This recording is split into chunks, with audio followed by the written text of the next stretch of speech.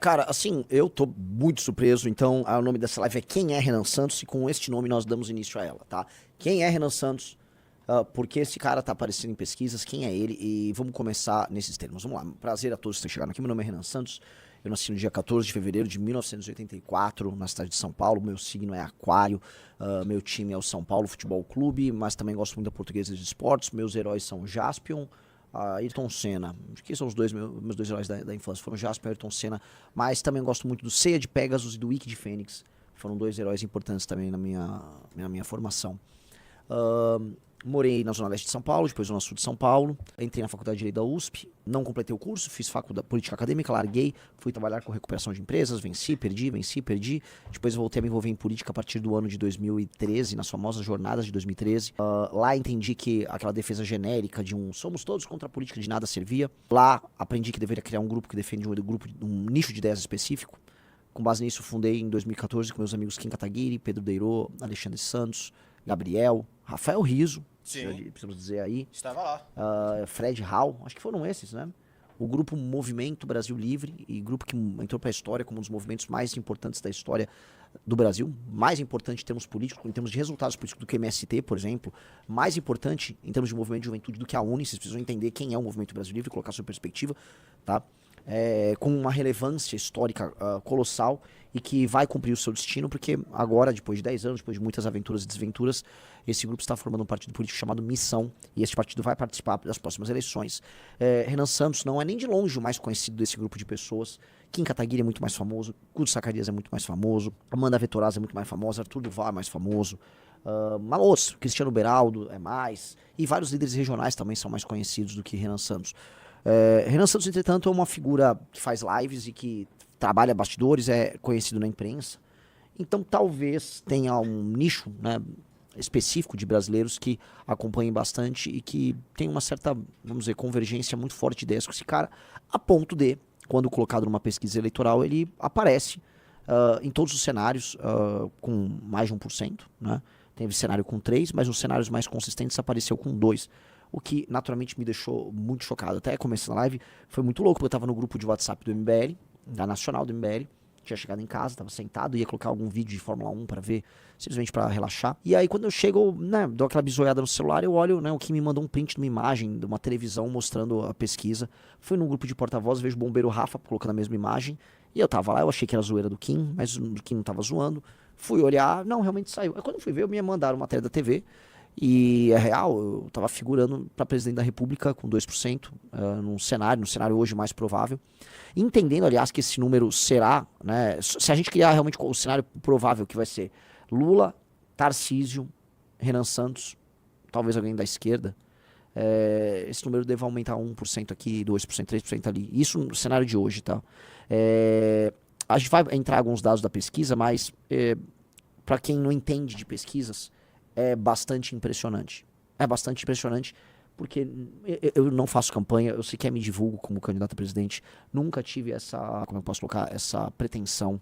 Sou super realista com relação ao meu tamanho, jamais imaginaria que isso ia acontecer. Eu fiquei até desconfiado que as pessoas estavam vendo, Renan, sei lá, vou colocar aí porque eu sou do Renan Calheiros, sabe? Só que eu fui olhar, o demográfico não bate com o eleitor do Renan Calheiros, né? É muito mais no sul-sudeste, é muito mais presente com homens jovens com escolaridade alta. Literalmente um tipo de gente que tem asco do Renan Calheiros. Então, não é sequer um tipo de público que confundiria o nome na hora de colocar. É um tipo de pessoal que tem escolaridade, que sabe exatamente o que está fazendo e que colocou meu nome lá. E eu fico, ok, né? Fico muito grato. E nesse ponto eu inicio a live e coloco aqui.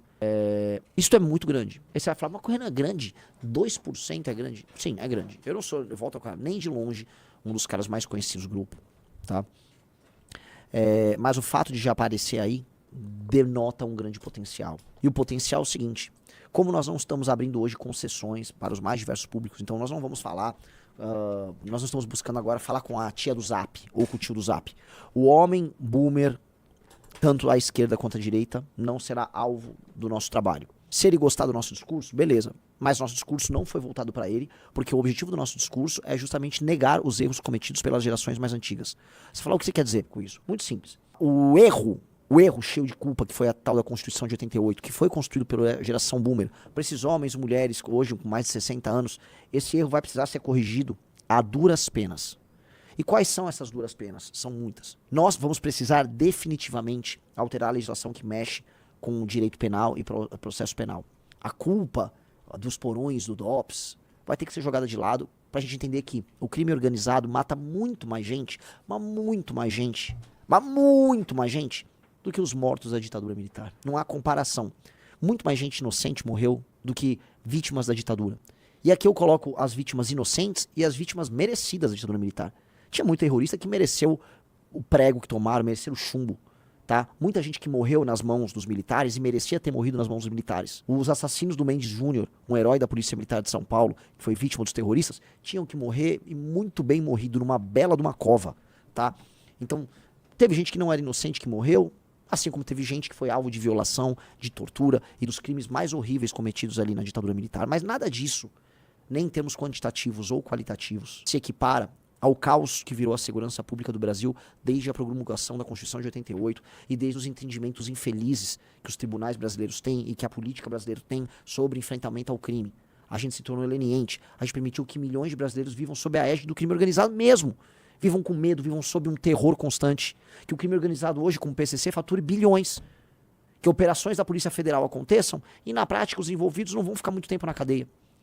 Grupos como o do Comando Vermelho e congêneres tomando cidades inteiras como Fortaleza. É isso que vocês estão ouvindo. Fortaleza está nas mãos do Comando Vermelho. O crime organizado já tomou.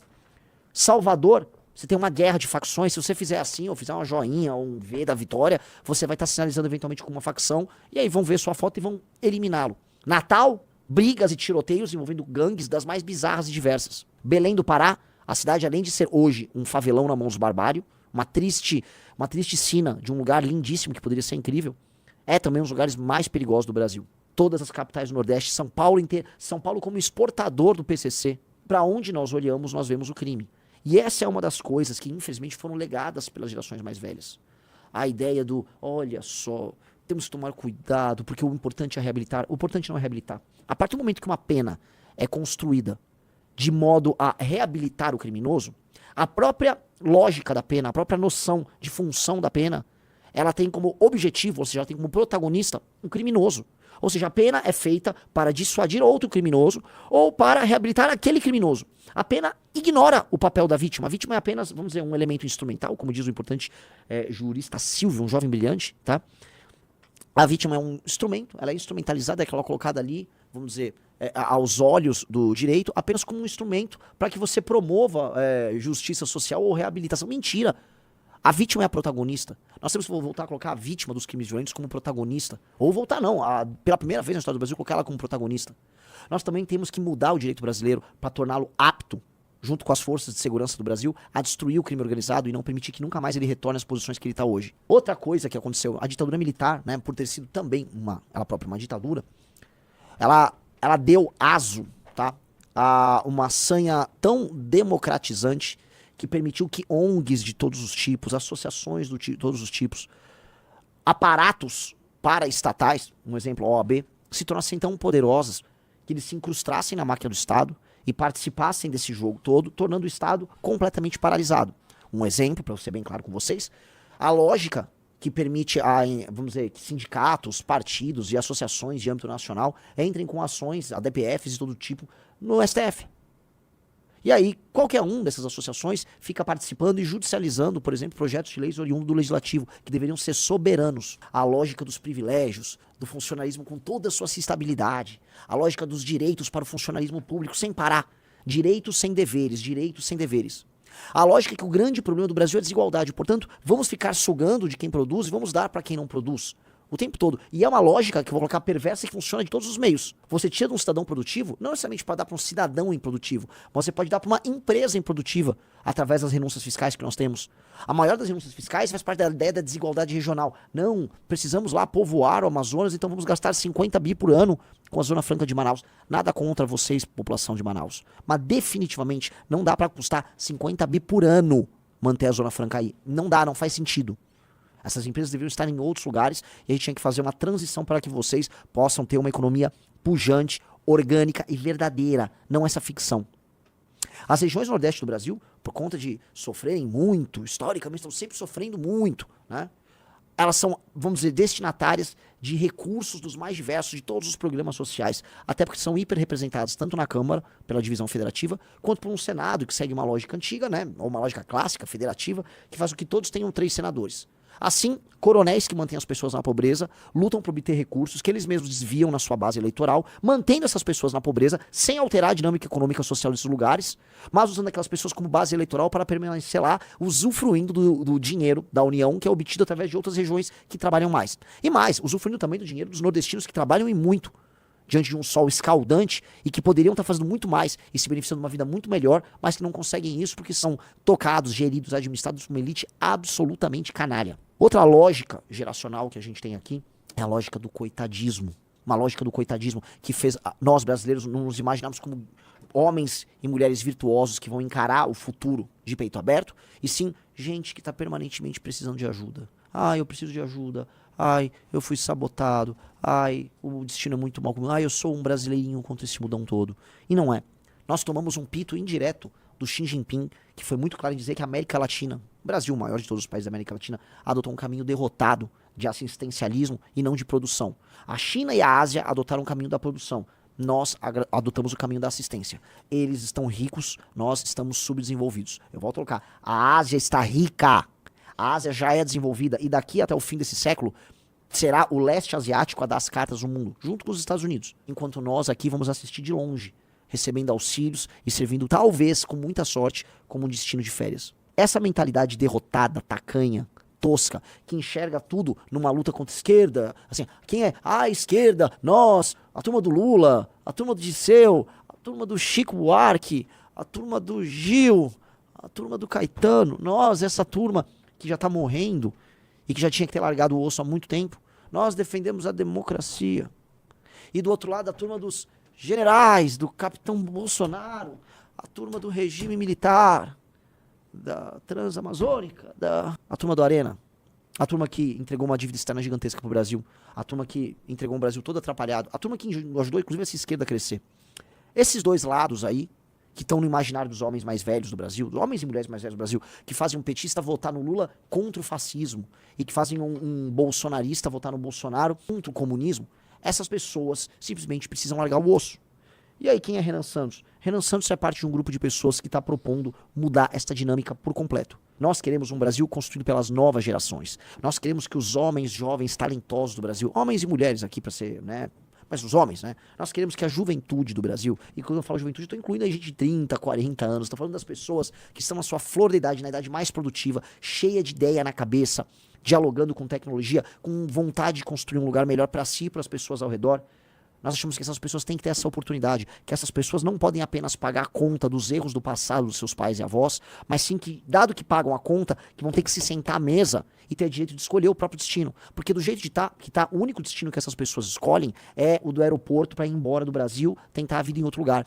E é muito mais fácil hoje e melhor pegar um avião e tentar a vida em qualquer lugar, no Canadá, nos Estados Unidos, na Europa, na Austrália. Tem gente que já foi para a Ásia, do que no Brasil. E mais, o Milei já estava falando em fechar a fronteira para nós brasileiros, porque os argentinos serão, talvez, aqueles a não negar a chegada de brasileiros, porque no caminho que a Argentina está tomando, quando comparado ao nosso, a Argentina está melhor do que a gente. Veja, quem é Renan Santos? É só um proponente disso. É só um cara muito louco que montou um grupo político muito diferente, um grupo insubmisso, um grupo que toda vez que foi instado a baixar a cabeça para os seus inimigos, ele não aceitou. Que pagou um preço muito alto por isso. Caiu na insignificância, um grupo que em 2019 perdeu tudo que tinha, perdeu seguidores, perdeu doadores, fazia lives, nesse instante nós estamos com 16 minutos de live e já tem 6.200 pessoas. Naquela época, meus amigos, nós tínhamos 300 pessoas. Tô falando aqui, riso, agosto de 2019, 350 pessoas, tá? Nenhum doador. Faturamento mensal do Movimento Brasil Livre, R$26 mil. Uma lojinha de esquina fatura mais. Mas nós continuamos com o sonho maluco, não, vamos ficar de pé, vai dar certo. Eu nem sei por qual razão, naquele momento, o momento mais negro de todos, o momento mais difícil, nós estávamos de pé. Eu não consigo nem entender, porque era tão pouco dinheiro, e nós caímos tanto na irrelevância, e os ataques eram tão grandes que não dava pra acreditar. Era uma época, só pra contar pra vocês, tá? Que quase ninguém na tal da direita independente, estava conosco. Nós éramos ataques de muita gente que até se tornou amiga de novo da gente. Fica aquele vagabundo lá do Nando Moura, ele não gosta, ele tem uma memória seletiva. Aquela época, quando já estava muito claro os crimes do Bolsonaro, ele era bolsonarista, porque ele queria atacar a gente, porque ele tinha uma inveja do Arthur, talvez, tinha os problemas ali mal resolvidos dele, né, um sujeito perturbado. Mas muitos outros, não era intuitivo estar na posição que nós estávamos. Mas nós e outras pessoas corajosas pavimentamos esse caminho. E eu falo cada vez mais que este caminho não é um caminho que vai ficar preso dentro desse discurso esquerda-direita. Eu faço uma pergunta pra vocês. Importa se o Nayib Bukele é de esquerda ou direita? Importa. Porque essas definições tolas acabam colocando a gente sempre no colo de algum vagabundo burro e barato. Um vagabundo burro e barato, com o discurso mais tosco de todos. É o Bolsonaro, eu sou de direita! O que quer dizer ser direita? Hoje um brasileiro acha que ser de direita é ser Bolsonaro. Nós não somos Bolsonaro. Mas nós temos posições muito mais duras e resolutas do que o Bolsonaro.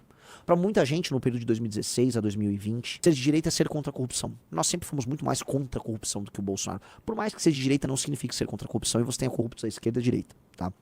Ser de direita naquela época era defender reformas profundas do Estado brasileiro. O Bolsonaro nunca defendeu essas reformas. Reformas no sentido de liberalização da economia, reformas pró-mercado, aumento da liberdade, da capacidade de agência do homem e do empresário brasileiro. Para dar um exemplo. O Bolsonaro nunca foi a favor disso. Acabar com privilégios. O Bolsonaro nunca foi a favor disso. E eu tô falando de uma agenda que era o que, como o brasileiro de direita se entendia naquele período, tá? Ah, certo conservadorismo. O Bolsonaro na terceira, quarta família dele, diferente, com sua família exótica, sua perspectiva de mundo exótica. É isso? Uma hora ele finge que é católico, outra hora finge que é evangélico. Né? Ser de direita pro brasileiro se tornou ser Bolsonaro. E nós não somos Bolsonaro. Isso o entendimento geral é que todo Bolsonaro é direita. Por mais que, do ponto de vista da precisão, nós sejamos um grupo que podemos ser classificados à direita. No entendimento geral, nós não precisamos ficar presos nisso. Nós vamos ter nossa própria doutrina. Nós vamos ter nosso próprio pensamento. Nós vamos ter nossas próprias ideias. E aí vocês chamem elas do que vocês quiserem. Tá? Nós somos o MBL, nós somos um partido missão e nós somos o grupo que vai mudar o Brasil. E esse é o nosso destino e cada vez mais eu tenho certeza disso. Quando eu vi o resultado ontem da pesquisa, eu me toquei. Somos nós. O futuro do Brasil somos nós. E as pessoas que acompanham a gente entenderam isso. Eu volto a colocar, não é sobre o Renan, não sobre eu. Eu sou muito menor do que os principais nomes nossos. Quando as pessoas entenderem que um dia vai ser a vez de Sandro Filho, um dia vai ser a vez de Matheus Batista, de tantos outros, e que os fundadores eles foram o alicerce disso tudo, a roda vai já ter girado. Mas um grupo de pessoas ter colocado meu nome ali e ter falado, não, eu vou votar nesse cara, isso denota uma fidelidade ao plano e poucos grupos têm. O Zema, governador de Minas, né, num dos cenários ele tá com 4, eu tô com 2. Meu Deus do céu, o Zema é governador de Minas Gerais. E ele passou os últimos anos da vida dele seguindo um manualzinho de como se comportar na direita brasileira. Bolsonaro espirrou, ele vai lá, pega um lenço. Bolsonaro falou, tô com fome, ele tira a comida da boca e dá pro Bolsonaro. Submisso como Zema é o exemplo do direitista brasileiro que entendeu a regra do jogo. Mesmo assim ganhou e foi reeleito em Minas. E tá tecnicamente empatado conosco, que nem candidatos somos. Isso é muito bizarro. Isso quer dizer que se nós fizermos alguma campanha, nesse cenário que vocês estão vendo aí, que é o cenário 1 estimulado, tá? Que é o cenário hoje o mais provável, se eu me esforçar um pouquinho, eu busco esse Zema, eu passo ele. E se a gente aumentar o nosso conhecimento e levar o nosso discurso pro resto do Brasil, eu não acharia loucura a gente começar a buscar os 6, 7, 8, 10%. Até porque este cenário aqui, ele pega um determinado Tarcísio, um Tarcísio com apoio do Bolsonaro. Diante de 2 outros nomes da direita, ali tem o Zema e ali tem eu, é muito estranho falar em primeira pessoa ali, né? Tem o Renan Santos da missão, eu, que são nomes, vamos colocar aqui, bem menos conhecidos. O Zema é bem conhecido, eu sou menos, mas com um potencial de crescer e roubar a eleitorado do Tarcísio. Eu volto a colocar, o Tarcísio não tem muita coisa pra mostrar aqui no estado de São Paulo. São Paulo nem de longe é um dos melhores estados em segurança. São Paulo nem de longe é um dos melhores estados em educação. Tarcísio só leva fama. Um dia pintaram ele, esse cara faz muitas obras. E desenharam esse Tarcísio, entregaram aí, e fica todo mundo achando que o cara é uma das 1000 maravilhas do mundo. Não é uma das 1000 maravilhas do mundo. É sob o governo de Tarcísio que o PCC mostrou aí que é uma operação multibilionária. É debaixo do nariz do Tarcísio que o PCC opera no Porto de Santos ou na Faria Lima. É debaixo do nariz do Tarcísio que o PCC tomou regiões do litoral brasileiro inteiras. E o Tarcísio só fica ali reativo, olhando. Aí diz que inaugura uma ponte, inaugura outra coisa, e intercala uma inauguração de uma obra iniciada no governo anterior e outra, com declarações de submissão ao Bolsonaro. Ele disse o seguinte, que caso vire presidente, a primeira coisa que ele fará será anistiar o Bolsonaro. Ora, esta é a resposta que um sabujo dá, que um puxa-saco dá. Tarcísio se comporta como um sabujo e um puxa-saco. Bolsonaro, vou correr para anistiá-lo. Não, Tarcísio, tem pessoas muito mais importantes a serem anistiadas e libertadas. E eu não me refiro à turma do dia 8. Eu me refiro a moradores de favelas ao redor do Brasil. Estou me referindo aqui a mais de 20, provavelmente coisa de 25 milhões de brasileiros que vivem sob a égide do crime organizado. São esses que você tem que libertar. Mas você não vai libertar. Quem vai libertar, se eu for candidato, serei eu. No primeiro dia de mandato, eu sequer vou ficar lá recebendo a faixa, vou mandar o Carratu buscar a faixa do Lula. A gente vai buscar aquela faixa, vai mandar lavar bem, vai tirar aquele cheiro horrível de cachaça. E nós vamos pegar um avião e encontrar o governador do Rio eleito pela missão, Bombeiro Rafa, com seu vice, Sargento Martins, o bruxo. Vamos encontrar as forças de segurança e vamos, conforme previamente combinado e construído a estratégia, nós vamos invadir e tomar a primeira das favelas e libertar as pessoas. E ali, na primeira operação, que vai acontecer no dia 1º de janeiro de 2027, o jogo vai começar. Nós vamos eliminar o crime organizado daquela favela, nós vamos instalar uma base policial, nós vamos abrir vias, vamos derrubar algumas vias, vamos abrir as vias, vamos dar espaço para as pessoas morarem, vamos construir habitações para algumas pessoas que terão suas casas derrubadas, habitações temporárias até que o programa habitacional as aloque num prédio decente para que elas morem. Nós vamos começar imediatamente a construção de uma escola sob o controle da polícia para que aqueles jovens que costumam ser recrutados pelo crime organizado, que são a mão de obra barata do crime, tenham referência masculina, tenham esporte, tenham treinamento técnico para arrumar um emprego decente.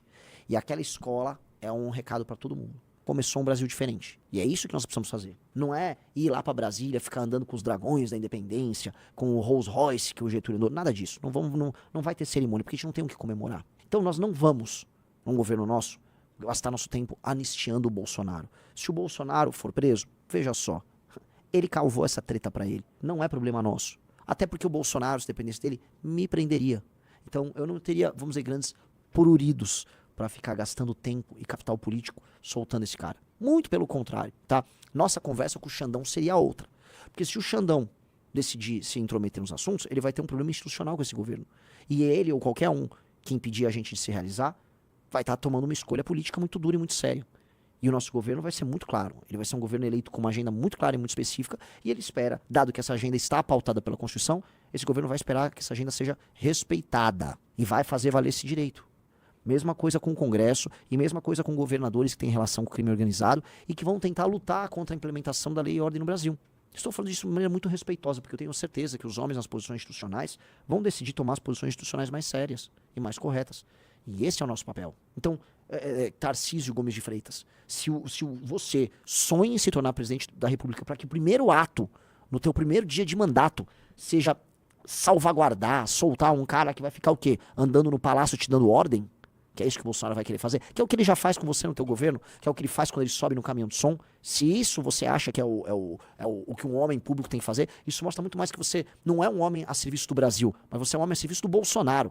Como você já foi um homem a serviço da Dilma, um homem a serviço do Moreira Franco, um homem a serviço do Temer e um homem a serviço do Bolsonaro. E agora, inclusive, um homem a serviço do Ciro Nogueira e do Kassab. Definitivamente, você não está a serviço dos 25 milhões de brasileiros que vivem sob a égide do crime organizado. É ou não é? E nós vamos recrutar os homens de bem de todo o Brasil para participar do governo. Todo mundo será. E não importa, inclusive, visão de mundo. Se eventualmente tiver um nacionalista mais à esquerda que fale, Renan, quero participar do projeto de aumento de complexidade industrial do Brasil, seja bem-vindo. Entenda que nós temos nossos princípios, nossa perspectiva, e se você respeitar isso e tiver boas ideias a agregar, você será muito bem-vindo.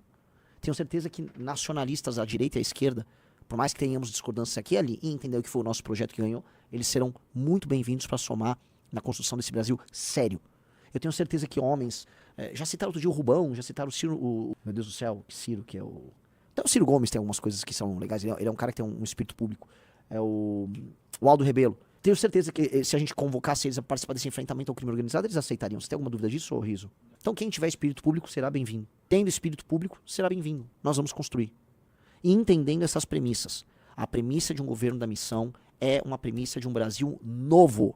Um Brasil muito diferente. E é uma ruptura com os consensos das gerações anteriores, sim. Nós não temos compromisso com as guerras da geração que vivia, eu estou do lado do MR8 e dos comunistas, ou não, eu estou do lado da Arena e estou do lado dos militares. Nós não temos nada a ver com isso. Nós ficamos com a conta para pagar dos militares e nós ficamos com a conta para pagar dos comunistas. Todos eles nos deram uma conta para pagar e um país todo fudido. Eles deram isso pra gente, tá? Nós não temos direito a nada, não sobrou nada pro brasileiro. A nossa geração sobrou uma conta, um boleto pra pagar. Eu sei que fazer piada de boleto é piada de millennial, né? Mas eu sou um millennial, então sobrou um boleto pra pagar. Sobrou uma pemba aí pra gente. E cabe a gente falar, se a conta é minha, quem paga a banda escolhe a música. Isso é tão óbvio. Isso é tão óbvio. O que isso significa pro futuro do Partido Missão? Olha só, tô permitindo que vocês sonhem, né? Eu falei só como é que seria o primeiro dia de mandato nosso, né? Então, até vou pedir recortem aí, mandem pro Sargento Martins e para o Bombeiro Rafa, porque, sim, meus amigos cariocas, o primeiro dia de mandato nosso será no Rio de Janeiro. Dia 1º de janeiro de 2027, enquanto as pessoas estarão de ressaca após comemorar o Réveillon, né, do dia 31, lá na praia de Copacabana. Aí, meu irmão, esculacha aqui na praia! Todo mundo bêbado, tá? A galera do BOP, da PEMERGE, do Patamo, tá? Eu vou ver até se é possível a fazer uma cooperação com o governador de São Paulo eleito para o batalhão da Rota participar da operação, convidar, se possível, membros de outras polícias ao redor do Brasil para participarmos da primeira operação de tomada de uma favela e libertação dos brasileiros que lá vivem das mãos do crime organizado. E aí, todos eles não vão participar de nenhuma ressaca. Peço desculpas aos amigos das polícias, vocês vão tomar água, vão estar tudo bem e preparados para um primeiro dia mágico na história do Brasil, para a representação de um novo pacto. Tá? Só pra te corrigir, você tá muito apressado. A posse é só dia 5, agora. Ah, mudou? Mudou. Ah, então meus amigos das polícias, especialmente a Polícia do Rio de Janeiro, podem comemorar o Réveillon, só não vão viajar pra longe, que precisamos de vocês bem treinados e prontos pra uma operação, tá? Fica aí a dica, tá? E será isso. Nós vamos no dia 5 iniciar essa operação. E 5 vai estar o marco desse novo Brasil. Eu tô falando essas coisas que eu preciso que vocês comecem a imaginar. Vocês estão imaginando isso aí na cabeça? Vocês vão começar a imaginar, ó que Brasil diferente. Ó que lógica diferente. Tá? Nesse primeiro mês, outra coisa que nós vamos fazer nós vamos escolher a cidade no interior do Nordeste, que nós vamos montar uma pequena e econômica sede administrativa do governo federal. Haverá uma sede administrativa do governo federal do Brasil no interior do Brasil, especialmente no sertão do Nordeste. E lá nessa capital administrativa, o presidente da República vai despachar pelo menos uma semana todos os meses. Ele vai despachar de lá para afrontar as oligarquias que mantêm aquelas pessoas naquele estado de pobreza e coordenar as forças produtivas da agricultura, do serviço, da indústria, de modo a gente começar a levar desenvolvimento econômico em escala para a região. Significa o seguinte: chega de ver ali a região do Nordeste como basicamente um saco de gato, em que você vai dá umas bolsas ali. Não. Vamos ver essas pessoas como protagonistas na geração de emprego e renda no Brasil. E aí esse Brasil que a gente está falando não vai ser o Brasil em que nós vamos discutir se, olha só a migração para o Sul. Não. Eu vou querer ver moradores de Petrolina falando, olha, eu quero passar aqui em Petrolina a lei do Matheus Batista, porque tem tanta gente se mudando aqui para Petrolina por conta do desenvolvimento econômico, que a cidade começou a favelizar demais. É isso que eu quero ver. Eu quero ver o atual morador de Petrolina, que está enriquecendo, preocupado, que está migrando gente em massa. Tá? E preocupado com razão, e nós vamos ajudar ele a ter um melhor desenvolvimento urbano possível para a cidade de Petrolina, ou para Juazeiro, e para todos os produtores rurais e produtores industriais que vão ter nessa região. Esse será um dos focos do nosso governo. Outro foco óbvio do nosso governo, dado que o Brasil estará em crise, é organizar um gigantesco pacote de reformas econômicas, muito similar ao que o Milei fez na Argentina, tá? Para impedir o Brasil de quebrar. E aí vai doer em muita gente. Vai doer em empresário que vive de renúncia fiscal, mas vai ter que entrar no game. Vai doer no alto funcionalismo, vai doer em prefeito vagabundo, vai doer. Vamos ter que mexer em interesses de membros do setor e agentes do mercado financeiro brasileiro que querem viver só de renda também. Vamos mexer do privilégio, vamos mexer em gasto primário estúpido, vamos mexer em gasto mal feito, vamos projetar, tá, o fim dessa subida desenfreada dos gastos públicos que nós estamos tendo, para que aí, cortando o gasto de um lado, a gente diminua juros do outro, ajuste contas, pare de aumentar imposto e passe a pensar em como baixar imposto no Brasil. E serão reformas que vão, novamente, trazer muito ódio contra esse governo. Só que será o ódio dos homens a sabotar o nosso governo, que serão todos esses agentes ligados a lobbies que vivem de mamata no orçamento federal, eles e o tráfico de drogas, ou seja, eles e o crime organizado juntos, enfrentando o governo que tem uma agenda nacionalista e pró-Brasil muito clara. É isso. Haverá uma reforma administrativa colossal nesse processo. Vamos fundir município, vamos fazer câmara. Alguém me perguntou, Renan, vocês querem acabar com municípios, vocês vão passar um trator em cima de estados? Não. Nós vamos passar um trator em cima de câmaras municipais inúteis, secretarias inúteis, cargos inúteis que existem pelo interior afora. Vamos reduzir em muitos e muitos e muitos bilhões de reais o gasto que nós temos com uma máquina administrativa inútil. Assim como vamos reduzir em 70%, 80% que seja, o valor gasto com emendas no Brasil. Isso vai dar um espaço orçamentário nosso que, concomitantemente à queda dos juros, que a gente vai ter que ser natural num processo como esse, vai dar um pouquinho de espaço para investimento no Brasil. E aí o bicho pega.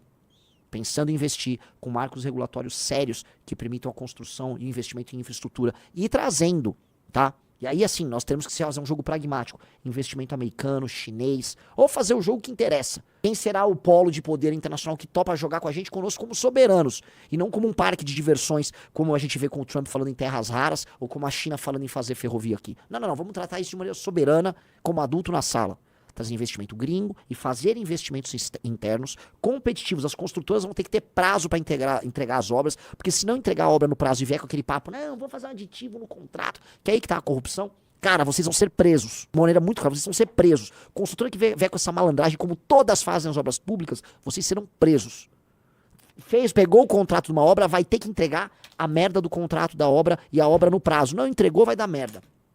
Como o Alisson Alves disse, vamos pegar a Marina Silva. Marina, você gosta da floresta? Eu vou te mandar pra uma floresta no Quênia. Eu vou te mandar pro Congo numa floresta. Floresta no Brasil, a gente cuida do nosso jeito, tá? E a sua desculpa de que você cuida de floresta não será suficiente ou vai servir de manobra para que o interesse das ONGs que você gosta sejam atendidos e aí o Brasil não explore, por exemplo, petróleo na margem equatorial.